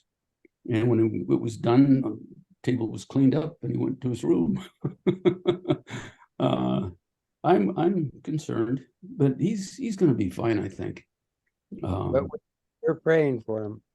Please, yeah, he really needs it. His father needs it. This medical practice, doctors. Is that David or Daniel? I'm sorry, Daniel. Daniel. Okay. Yeah. Just this very accomplished guy who thought that he was going to go into a career where generosity was the ascendant virtue, and finds out that it's rapacious, and money is again the object, and control, and keeping control of underlings to the point of using them for self-interest. Sounds like corporate medicine. Well, Exactly. That's exactly what it is. yeah, that's what it is. But Do it's you think your son has ever considered a private practice, Ned? He has. He has, Has and he's when he went into medical school, he graduated from Stanford Med. He thought that would put him in the company of other generous, creative guys, people. Anyway, when he went in, he had this idea that he could be a holistic doctor, not only be a reactive healer. People were sick, he would come and heal, but he would also keep people healthy through, whatever other means there are to keep people healthy. Meditation, exercise, just things that people just don't do because they don't have time or don't have the inclination. And So mind, body, Hello. spiritual were important to him, and now he's just mired in this emergency room medicine, which has its politics that would be very difficult to, tell you about. But again, it's 4 or 5 people who dominate 25, 30 other doctors, and who keep them down. And if anybody tries to be creative, they're rocking the boat and keeping the money flow from coming, and or dispersing money where it need not go, because it's Avatar all over again. A question that I would have in thinking about Tim's question of private practice, is it even possible or realistic for a doctor now to go into private practice because of all of the business and legal ramifications of it? I mean, if you go into private practice, you basically have to have your your own corporation, and you have to be concerned with a tremendous amount of legal stuff that could be both time consuming and expensive, that you need to almost hire a staff of people just to take care of that stuff. Well, that's exactly right, Tom. That's exactly right. The logistics of it, the cost of it, and the personnel. The COVID did a number on doctors and nurses. I've seen some reflective articles in the New York Times and other places talking about how doctors are just exhausted by this thing. But many doctors turn to drugs, and they're hurting themselves trying to keep healthy and able to respond as doctors. But given the logistics, the legality of it, I mean, California in particular, but the United States in general, is a huge, we all know this, litigious country. Yeah. And doctors just get beat up all the time. Karen's primary care physician, a wonderful Filipino woman, she and her husband were in private practice for many, many years, associated with Torrance Memorial. But within the past year or so, they have decided they had to give up their private practice for whatever reason, and they joined Optum. Oh, joined what? Optum. Optum. Yeah. Mm-hmm. And so now they too are in corporate medicine. It's working fairly well, but it's a little bit of a change, because every time you deal with her, you're dealing with the whole corporate network. Yeah. This conversation is just too close to home. In the last month, I lost my superb internist of the last 20 years to a boutique practice. I would love to follow her, but just the admission price, $2,500 just to follow, and then an annual fee of $5,500 a year. Mm-hmm. It's like, that's just priced out.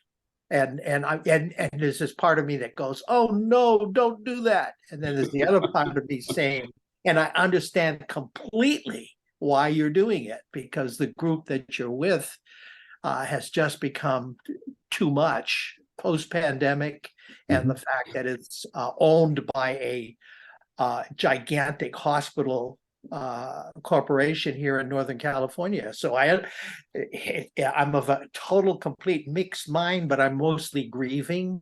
Yeah.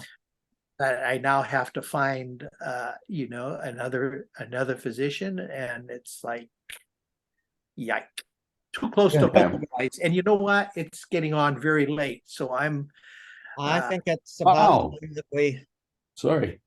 Oddly God enough, bless you guys. I have a Norm, are you son, still on? I had to mute have a you son- because you were talking on the phone, but Norm? Norm, I have unmute yourself to say goodbye. a son who's a doctor in the military, and oddly enough, he is saved from much of that. Yeah, they are. Yeah, Yeah. that's, that's Yeah. interesting. I guess he would be sort of insulated from all that crap. Yeah, good point. On that happy note, shall we Yeah, it's Bye-bye. shall we say adieu? Take care, everybody. God bless. Right. God bless. God bless. Yes, bye-bye. Thanks for asking, Fred.